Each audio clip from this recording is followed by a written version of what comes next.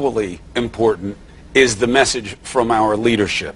And Mike Pence, the vice president, can say whatever he wants. The president created a WTF moment with what he did and did not say about this event. Him repeating on many sides, didn't just not make sense contextually, but is completely baffling given the circumstances. How do you explain it? I don't think you can explain it, which is why the White House has been scrambling, trying to play offense, but not really addressing the president's problem, which is doubling down on that on many sides comment on the day this was all going down. Look, this isn't really subtle here, folks. This isn't a high bar for presidential leadership, condemning neo-Nazis and white supremacists. And even on the Friday night in the square, there are young men giving Nazi salutes in front of a statue of Robert E. Lee. If that's not, that's not a misunderstanding, that's nothing you should consider any part of your base. That's something that needs to be clearly condemned. And if it can't be clearly condemned, then people got to look really hard in the mirror. And that's not to say the president is a part of these groups, but if he is in any way encouraging or empowering these groups, as online comments subsequent to the statement said from neo-Nazi websites, basically saying he called the other side haters, this is a victory for us. That's a problem. If it can't be seen, it needs to be confronted. We need to have this conversation as a country now. If you stand by silently, then what? This country has learned that lesson too many times. Ron Brownstein, something from John Meacham that stood out to me on Twitter last night and got a lot of people talking. History will judge the president's wordplay over resurgent white nationalism harshly, and sooner, I think, than he realizes. Despite all that the White House has said in this statement, condemning later, yesterday, by the way, 24 hours. For the key southern states voted in the Republican primary last year, where he sent his clear signal by what he did not say initially, by not condemning him. And then only when elite opinion and kind of broad opinion across both parties condemned him, did he come out with the denunciation, which I am sure is coming eventually here too, after this signal let's said. listen. Let's play it. This is what he said to Jake back when he was being asked about this during the campaign with David Duke. All right. Well, we will have it in a little bit. Just to finish the point, which is there is a relatively small, there's a minuscule percentage of Americans who completely sympathize with KKK or Nazi ideology and imagery, but there are a much broader universe of Americans who are uneasy about demographic, racial, and cultural change. And from the beginning, President Trump has signaled his sympathy to those voters in a variety of ways, from the ways he described Mexicans in the first, his first press conference, and saying that Judge Curiel could not, judge fairly in a case because of his heritage, to what he said about David Duke. And he has. Well, here it is, Ron. Let's listen to this so people have some context. Here's the sound. Absolutely. I didn't even know he endorsed me. David Duke endorsed me? Okay. All right. I disavow. Okay? Will you unequivocally condemn David Duke and say that you don't want his vote or that of other white supremacists in this election? Well, just so you understand, I don't know anything about David Duke, okay? I don't know anything about what you're even talking about with white supremacy or white supremacists. Now, just for timing context, one, we screwed up and we flipped those two bites. The disavowal came after it. And also, it just wasn't that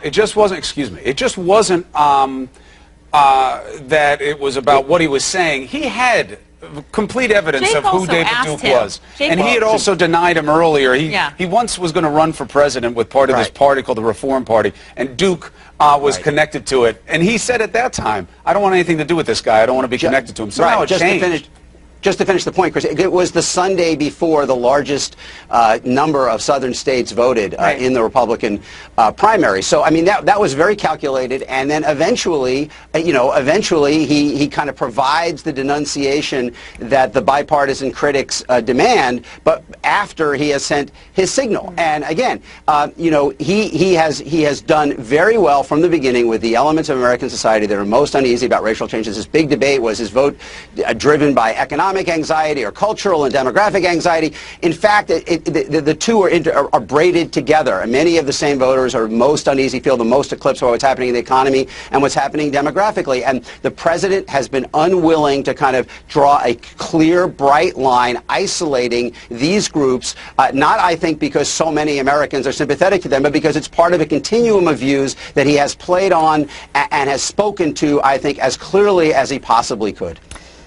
Abby, New York Times editorial board this morning writes, Mr. Trump is alone in modern presidential history in his willingness to summon the demons of bigotry and intolerance in service to himself. He began his political career on a lie about President Barack Obama's citizenship and has failed to firmly condemn the words and deeds of white supremacists, neo-Nazis, Ku Klux Klan leaders, and other bigots who rallied behind him. Your thoughts this morning? Yeah, I mean, I think that we have to go all the way back to the time when the president was thinking of running for president, and he decided that what he was going to do was talk about President Obama's birth certificate and the fact that he wasn't he was born in Hawaii, and insinuate that he was in fact born in Kenya. That was the foundation of a racist lie that really spoke to something that a lot of Republicans had for a long time wanted to shove into a corner. Donald Trump at that time spoke directly to it. This is a very analogous situation. I think that politicians have always known that these people are out there, the David Dukes, the white supremacists. They've been out there for a long time. I think Republican politicians have shoved them in a corner, but Donald Trump is not doing that. That is not an accident. And it's also incredibly telling that, you know, this is a presidency that has for a long time been fairly ahistorical. The president has not been particularly interested in history and where he is in the context of other presidents. And the fact that white supremacists, the KKK, can march in Charlottesville with torches and then later kill someone, allegedly, with a vehicle in what appears to be an intentional attack. And the president doesn't speak at all to the long history of these groups terrorizing African Americans in this country is a second part of this broader failure of this president to address the moment. Violence aside, the existence of KKK in the streets should draw condemnation. And that didn't happen. It's very telling. There's no acknowledgement that there's a history here, that it's not just today, that over a long period of time, these folks, these individuals and these groups were responsible for domestic terrorism for a large swath of this country. And, you know, the president still hasn't spoken out about that, despite all of the corrections and the revisions of his statement from his staff and from the vice president. Well, look, and Abby, as you beautifully point out, the morality is fairly clear here. So is the logic. Remember, this president hammered the idea of calling terror and calling evil what it is. And then now with this, they argue, well, we didn't want to dignify the names of these groups. It's logically inconsistent, and it was morally vacant. And why that was, we don't know, but the White House should say more about it. And I think that parallel is exactly right. By focusing on, we need to name the problem of radical Islamist terrorism, but silent on this. And Abby has eloquently pointed out that this is also the flip side of a defiantly ahistorical approach to the presidency. You cannot lead the nation if you don't want to deal with its history or perhaps don't understand it. And, you know, we've also played footsie for a long time with this idea that part of his base is ethno-nationalist. That's a very polite term for what is, in fact, white nationalist. And white nationalist is white supremacist. All right, so in the next hour, we're going to talk to the mayor of Charlottesville and find out what's going on down there. As Kaylee Harding told us, the streets are back open, but what's the mood? And what should be the legacy of this situation? Then in the 8 o'clock hour, we're going to talk with a woman who was at the scene of that terrible car ramming, and she knew the victim, Heather Heyer. We'll get some perspective on what brought this young woman there and what she was about. So important to remember her name and what she was fighting for that day. So is the growing criticism against President Trump's response to everything that unfolded in Charlottesville a sign that one of his closest advisors could soon be on the outs? The latest controversy, what it all means.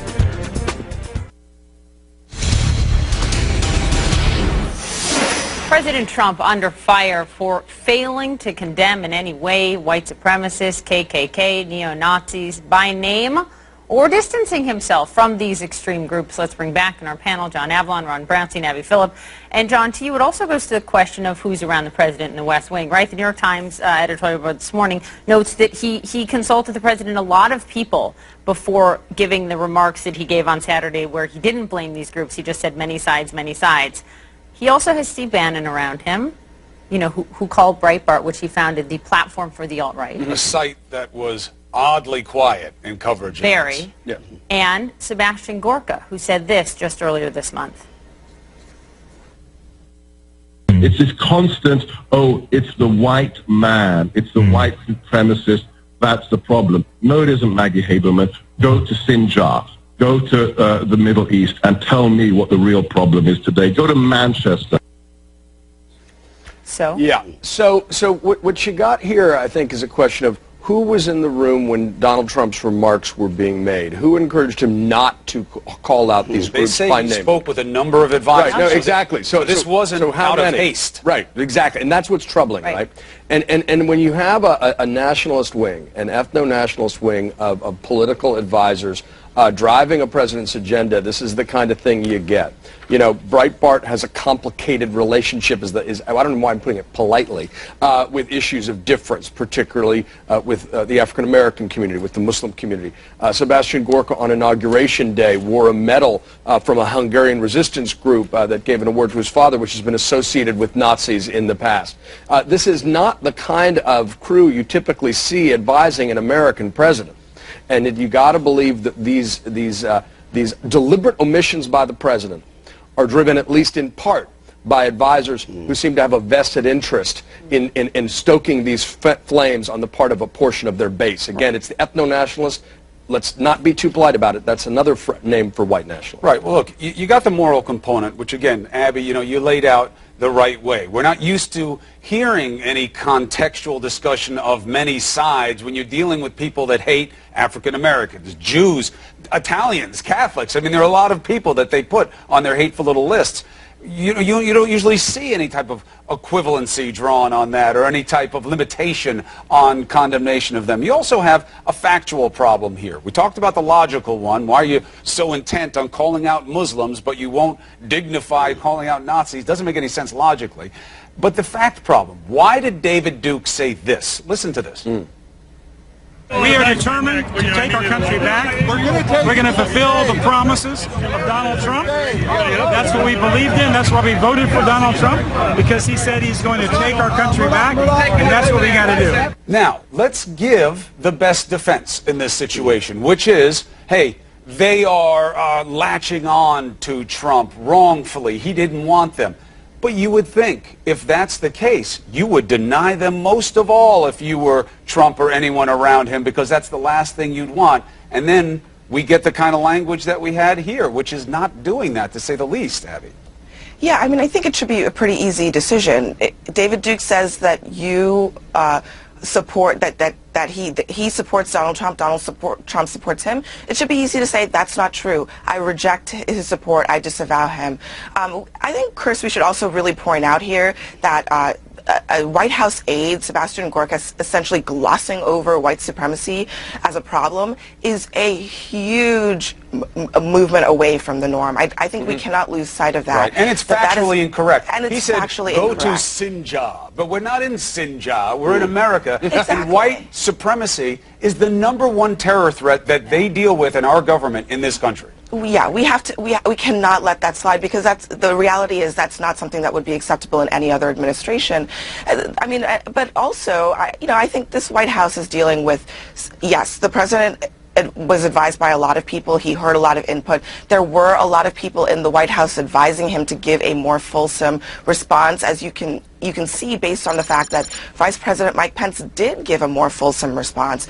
But the president himself heard about what happened in Charlottesville, and he heard about the various groups descending on the city, and he was the one who decided we have to condemn all sides of this. There are a lot of folks within this White House, Trump aides, who believe that there is not enough condemnation of the quote-unquote violent left as there is of the violent right. That is the wrong frame for this. I think that what you're hearing from Republicans outside of the White House, folks like Cory Gardner, Marco Rubio, Ted Cruz, is that there is no equivalency here. Wrong is wrong, right is right, and the White House needs to point that out. The president is the one making a decision not to do that. Hey guys, just a note, after the horrific Paris terror attack on the Bataclan, etc., it was then civilian Donald Trump who tweeted, "When will President Obama issue the words radical Islamic terrorism? He can't say it, and unless he will, the problem will not be solved." Okay. Directly tying the language to the problem. Right. Hold on, you guys, really quickly. I do want to get to this.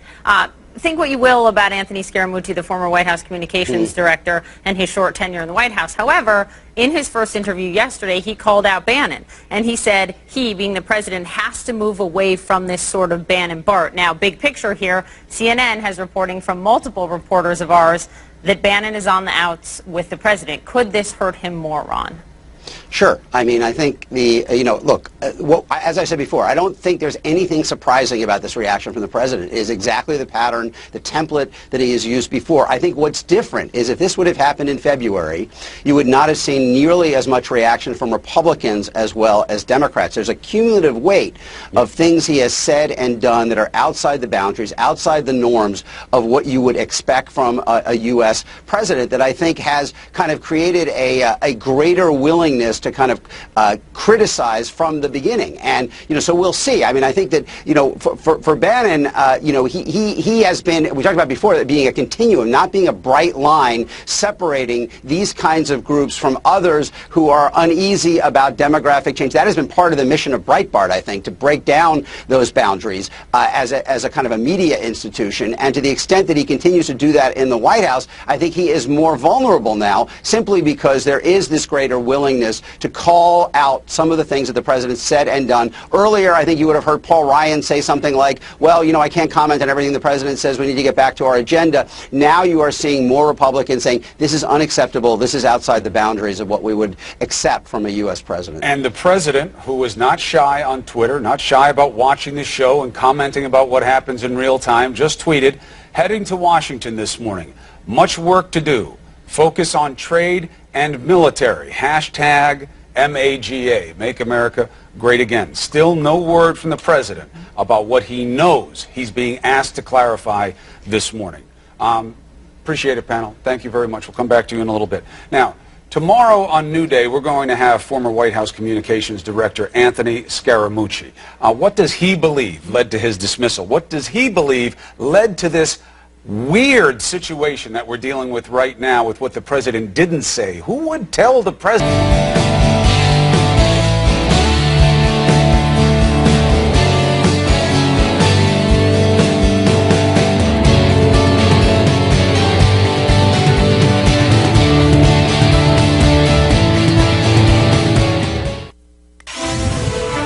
Breaking news, America's top general in South Korea pushing for diplomacy, but also saying military options remain on the table in the escalating tensions with North Korea. CNN's Paula Hancock is live in Seoul, South Korea, and has breaking details. What do we know? Well, Chris, we're hearing from General Dunford just recently about a meeting he had here with the South Korean President Moon Jae-in. He said that the military priority at this point is to try and support peaceful North Korean resolution. He says that nobody is looking for a war, but it's important for the military to have a viable military option if the other options don't work. He also referred to an op-ed in the Wall Street Journal from two top U.S. officials who basically said that it was more important to look now at the diplomatic, the economic issues, and the military option is there as well. This has been said once again by General Dunford. Also, we're hearing more about these U.S.-South Korean military drills, which will be starting on August 21st here in South Korea. North Korea, through its state-run media today, saying that there is a danger that could lead to war, saying that if there is a second Korean War, it will be a nuclear war. North Korea is also always infuriated by these military drills by the US and South Korea, but General Dunford said they will go ahead. I would tell you that today, when you look at the rhetoric coming out of North Korea, the exercises are more important than ever. And as General Brooks talked about, there's a direct linkage between these exercises and our ability to effectively respond. So what we're hearing really from a number of US diplomats today is that it's almost a pullback from that rhetoric we heard from US President Donald Trump last week, saying that diplomacy is the most important. Poppy, back to you. Paula Hancock's in Seoul. Thank you very much. Joining us now, CNN military analyst and author of Nuclear Showdown, North Korea Takes on the World. Gentlemen, nice to have you both.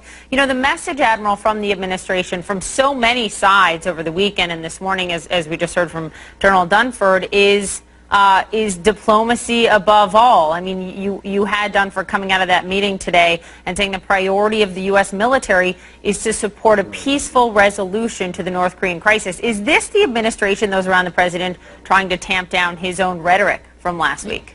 I actually think that, yeah, Poppy, a lot of what we've seen since the fire and fury comment of Tuesday of last week has been senior cabinet officials and administration officials trying to put context around that, walk back a little bit from the tension, and absolutely push the diplomacy forward. And you saw that with Mattis last week. You're certainly seeing it with General Dunford today in South Korea.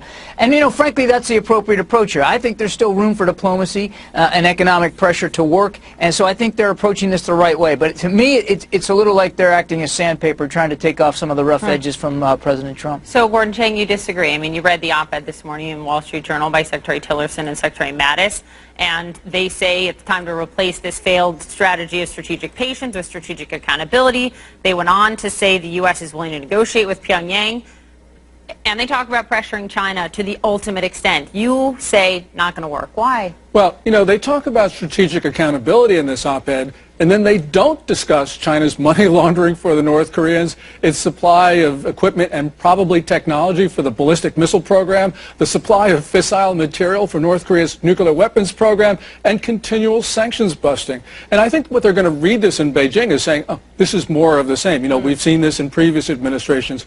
What they need to see in Beijing in order to move in a better direction is the United States taking a new attitude. Yes, it's sort of diplomacy, and I agree with Admiral Kirby, but it's coercive diplomacy. It's got to say to the Chinese, we can impose costs on you. They've sanctioned a big Chinese bank. They could slap a lot tougher sanctions on bigger Chinese banks and really cut a lot of their ability off, and they haven't done that yet. Admiral, to you, you had former Director of National Intelligence James Clapper under President Obama, who, by the way, also served under President Bush. He served under Republicans and Democrats. Here's what he said over the weekend. I'd love a denuclearized North Korea, but as I learned when I went there and had some pretty intense dialogue with them, that is a non-starter with them. That is their ticket to survival, and I don't see any way they're going to give it up. So I think our thought process here ought to be on accepting it and trying to cap it or control it. But I think a denuclearized North Korea, I'd love to see it, but I don't think that's in the cards. I mean, he says accept a nuclearized North Korea. McMaster has very clearly said that's intolerable. So, where does that leave this administration?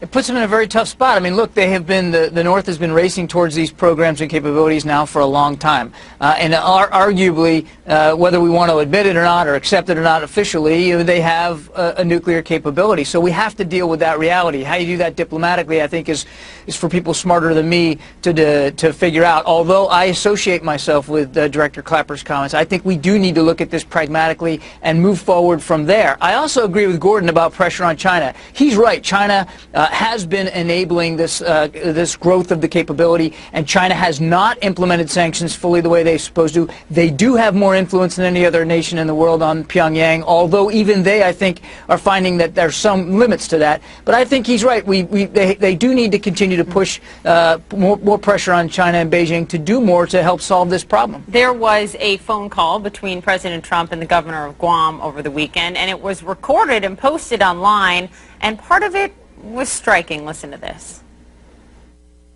Hey, I have to tell you, you've become extremely famous. All over the world, they're talking about Guam, and they're talking about you, and I think you're going to get tourism. I can say this, your tourism, you're going to go up in like 10-fold with the expenditure of no money, so I congratulate you. Now, it looks beautiful. You know, I'm watching, they're showing so much, it's such a big story in the news, and it just looks like a beautiful place. Guam is beautiful. I don't think tourism levels in Guam are the key concern right now, Gordon Chang. You hung your head while you were watching that? Explain. I mean, that's pure Trump. I mean, one can sort of explain that. He's trying to give confidence to the Guamanians, you know, try to say, oh, this is no big deal. And in a certain extent, that's what presidents do at times of crisis. But that's completely the wrong tone right now, and especially to make it about himself, about how he's famous. I mean, it's this week that Kim Jong-un is supposed to potentially approve that plan that the North Koreans said they have to fire 4 missiles right off the coast of Guam. Yeah, I mean, and that's the reason why, you know, Trump needs to have a much different tone, not only when it comes to Guam, but also all the other players. And the really problem here is the United States has not been able to marshal its elements of power to do what's necessary. There's been very little message discipline, all the rest of it, and you see the problem in that call with the governor of Guam. It's just symptomatic of a failure right now of the U.S. to have a much more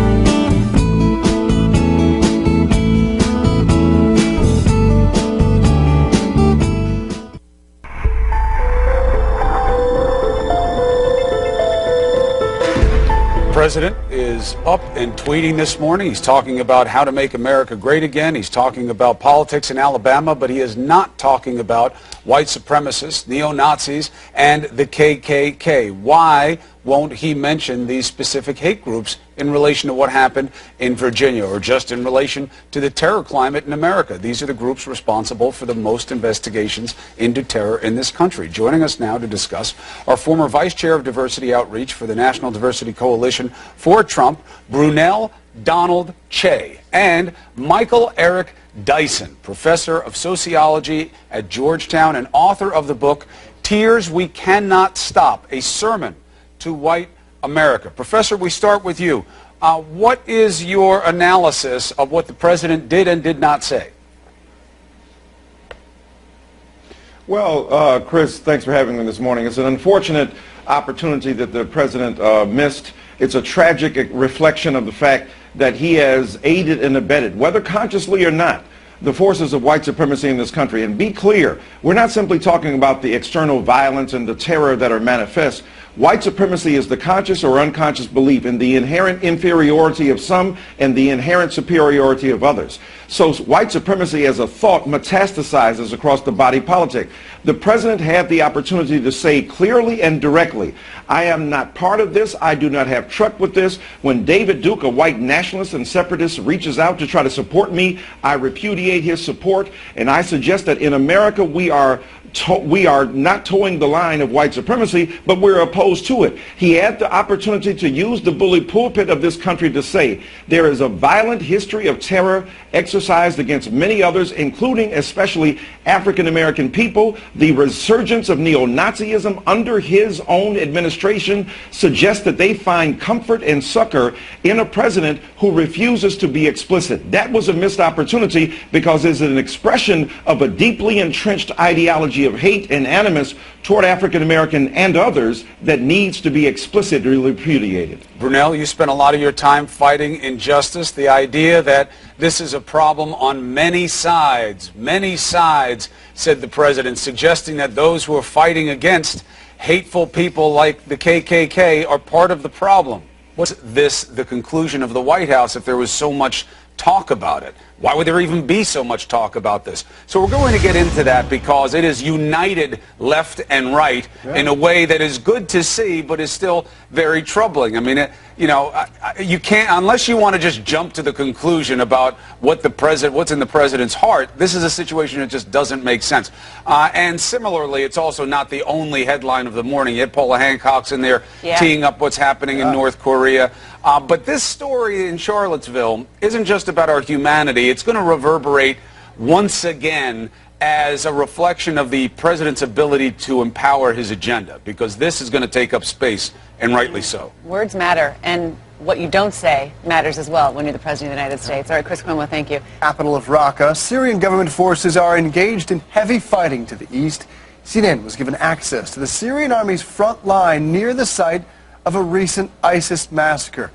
Our Fred Plaikin live from Latakia, where Assad regime and Russia hold control. Unique access inside Syria. Good morning to you, Fred.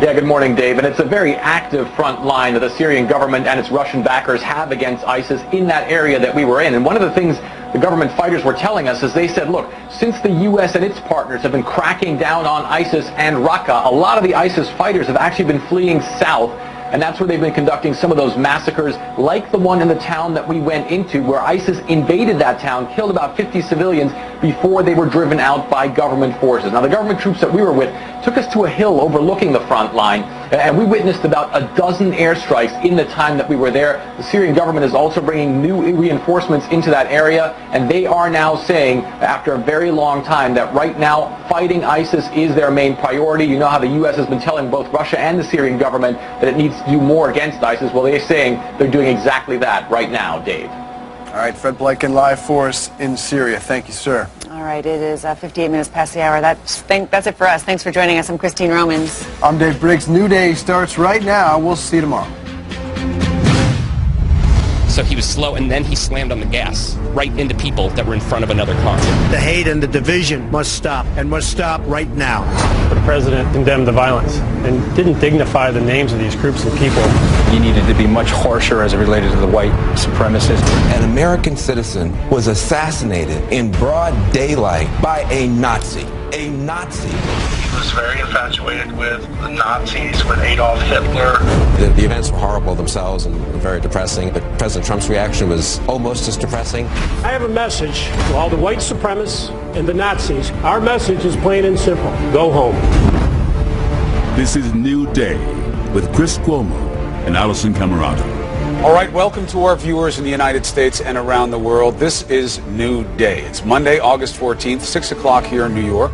Allison is off. Poppy Harlow joining me. Thank you for doing so. Here. Be together all week. Here's our starting line. Democrats and Republicans united in blasting the president's response to the violence sparked by white supremacists in Virginia. The president did condemn violence, but said on many sides, twice, he said something that shocks the conscience of members of both political parties and people across this country. The vice president, Mike Pence, defending the president, blasting the media for scrutinizing his deafening silence. But then the vice president did exactly what the president did not do. He condemned white supremacists, neo-Nazis, and the KKK by name. And naming them is critical. Meantime, the suspected attacker will be arraigned in just a few hours. He's accused of driving his car straight into that crowd, killing 32-year-old Heather Heyer for standing up to hate and voicing that. A high school teacher says the suspect was a Nazi sympathizer who long idolized Adolf Hitler. All of this as America's top general is in South Korea pushing for a diplomatic solution. Yet he says military options are indeed prepared in case sanctions on North Korea fail to defuse the nuclear threat. We have this all covered for you on a busy Monday morning. Let's begin with CNN's Jeff Zeleny. He is live in Bridgewater, New Jersey, where the president is on this working vacation. Still, retweets from the president this morning of other things, political things, but silence on this. Good morning, Poppy. It is a vague silence. We have heard President Trump, of course, he's known for being outspoken and blunt when he wants to be. But Sunday, yesterday, marked only the fourth day of his presidency where he was completely silent on social media. Now, all of this is coming as he's facing renewed criticism over failing to call out those white supremacists from the deadly violence in Charlottesville. We have no tolerance for hate and violence from white supremacists, neo-Nazis, or the KKK. Vice President Mike Pence doing publicly what President Trump did not over the weekend, directly condemning white supremacists by name after the deadly violence in Charlottesville. We condemn in the strongest possible terms this egregious display of hatred, bigotry, and violence on many sides. On many sides. The vice president coming to the president's defense in the face of growing backlash over Mr. Trump's response. President Trump clearly and unambiguously condemned the bigotry, violence, and hatred which took place. I take issue with the fact that many in the national media spend more time criticizing the president's words than they did criticizing those who perpetrated the violence to begin with. The White House releasing a statement from an unnamed spokesperson Sunday, 36 hours after the protest began, insisting President Trump's comments decrying bigotry includes white supremacists, KKK, neo-Nazi, and all extremist groups. Top aides to the president also pushing back on the Sunday shows. The president's been very clear. We cannot tolerate this kind of bigotry, this kind of hatred. The president not only condemned the violence and stood up at a time and a moment when calm was necessary and didn't dignify the names of these groups and people, but rather addressed the fundamental issue. President Trump ignored multiple questions from reporters after his statement on Saturday. Mr. President, do you want the support of these white nationalist groups who say they support you, Mr. President? Mr. President, have you denounced them strongly enough? Apartheid group of people, would you call that terrorism, sir? We just aren't seeing leadership from the White House. The president's refusal to denounce the groups by name drawing fierce backlash from his own party. And I would urge it is un-American. They are domestic terrorists, and we need more from our president. Call this white supremacism, this white nationalism evil, and let the country hear it, let the world hear it. It's something that needs to come from the Oval Office, and this White House needs to do it today. Now, the president is interrupting his working vacation here in New Jersey to fly back to Washington later this morning to sign an unrelated piece of legislation on China trade policy. But Poppy, still so many questions here about the president's comments on this. White House aides tell me this morning they believe he will take questions on this later this morning, even as new questions are swirling at the White House about Steve Bannon's future. He, of course, is the chief strategist. So a lot happening on this busy Monday here in New Jersey and the White House. Poppy. Indeed. We'll get into all of that around Bannon a little later and hope the president does take those important questions today in that press conference he promised that he would have. The man accused of driving a car into a crowd of counter-protesters, killing 32-year-old Heather Heyer, injuring 19 others. He'll be arraigned in just hours. A former teacher of the attacker claims that he proudly proclaimed himself a Nazi sympathizer. Let's go to Kaylee Hartung. She is live in Charlottesville. What else are we learning ahead of this arraignment? Well, Poppy, James Alex Fields Jr. will be arraigned at 10 a.m. this morning. He's currently being held in the Albemarle Charlottesville Regional Jail, and he will remain there and appear in the courtroom today via a video teleconference. He'll be facing one charge of second-degree murder. Among others, the DOJ and the FBI also conducting a civil rights investigation into the assault. Now, investigators will be looking into this man's past to help determine his motive, and we're learning more about the 20-year-old man from Ohio. While his mother said just moments after learning of the charges against her son that she'd never really discussed his political beliefs with him, one of his high school teachers is providing some insight. You saw that in protest that went on. He had some very radical views on race. He was very infatuated with the Nazis, with Adolf Hitler. He also had a huge military history, especially with like German military history in World War II. But he was pretty infatuated with that stuff. The U.S. Army confirms to our Pentagon reporter Barbara Starr that Fields reported for basic training in August of 2015. He didn't meet the basic training standards, and he left the service in December of that same year. We're also learning more about the victim, 32-year-old Heather Heyer from the Charlottesville area. There was a vigil scheduled last night in her honor, but because of perceived threats, the organizers canceled the event. Mourners continue to lay flowers at the crash site as a makeshift memorial has been set up there. Now, Heyer's mother says that she had always been someone wanting to help others. It was important to her to speak up for people that she felt were not being heard, to speak up when injustices were happening. And she saw in the lives of many of her African American friends particularly, and her gay friends, that equal rights were not being given. Heyer was a paralegal for a Charlottesville law firm. Now, the law enforcement community also mourning the loss of two of their own as the helicopter crashed as it was surveying the violence in the area.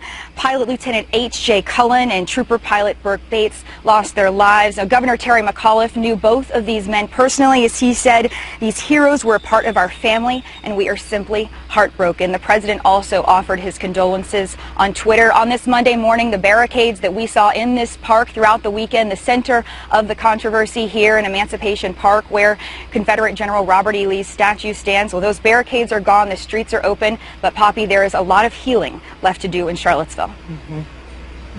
All right, Kayleigh, thank you very much. Let's bring in our political panel, CNN senior political analyst Ron Brownstein and CNN political analysts John Avlon and Abby Phillip. John Avlon, we want to keep mentioning Heather Heyer. We want to keep mentioning the troopers because hate took lives down there in Virginia, and we want to remember the people that were resistant to that hatred. That's important.